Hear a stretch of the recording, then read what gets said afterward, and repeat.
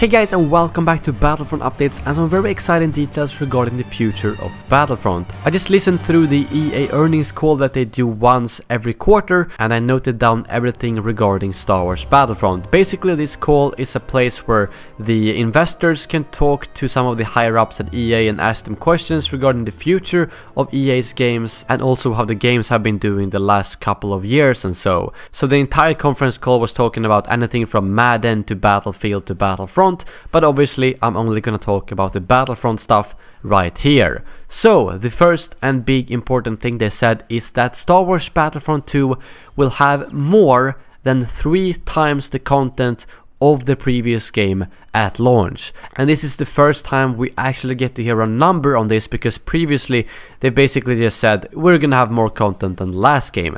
So 3 times the content is quite a lot. I mean, people obviously complained about the previous game not having enough of launch content, and 3 times as much, well, that is quite a lot. But I don't think you should start calculating 3 times every single number of the previous game. So if we had 6 heroes in the last game, that doesn't necessarily mean 18 heroes in the next game, and 4 planets doesn't mean 12 planets, and so on.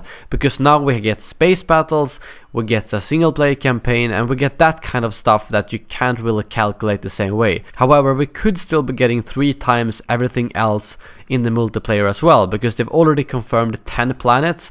So if we just get 2 more, we're already at 3 times the planets. But regarding the heroes, it's a little bit trickier. I'm still guessing for around 12 maybe, because that would be 4 per era and 2 per faction. However, hopefully I'm wrong and we might get all the way up to 18. They did also mention during this conference call that the game will have more eras, more planets, more vehicles and more heroes, but that's obviously nothing new. However, I'm still very excited to hear that they specifically said that the game will have more than 3 times the content of the last game. So I know for sure that I'm gonna have a lot of things to play through when the game is out, and I'm very excited to see what they have in store for us. They were also asked about the post-launch content that they had planned for the game, and they didn't want to go into details here, and they often dodged these questions and said that they will be talking about these specific things in the coming weeks and months at EA Play. However, they did say that they have a very robust live service, and live service is basically what they do post-launch, and something that they are focusing a lot on with all their titles. They said when asked about Battlefield 1 that there are a lot of changes to DLC content for Battlefield and Battlefront, where the paid DLCs will be less important or non-existent, and the live service with events will be a lot more important. So my hope for this is the fact that we won't have a DLC pack once every 3 months, but now we will have constant updates every month with things like a free weapon and a free hero this month, and maybe a free map and a free weapon the next month,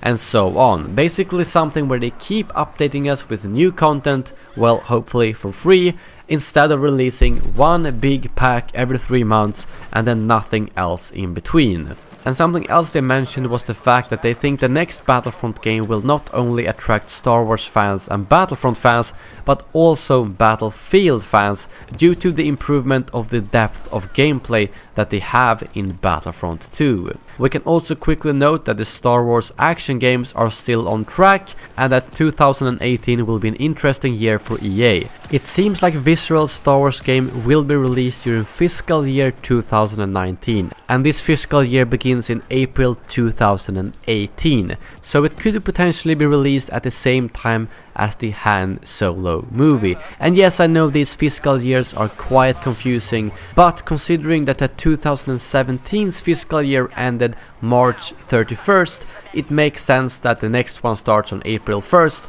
as well as the year after that.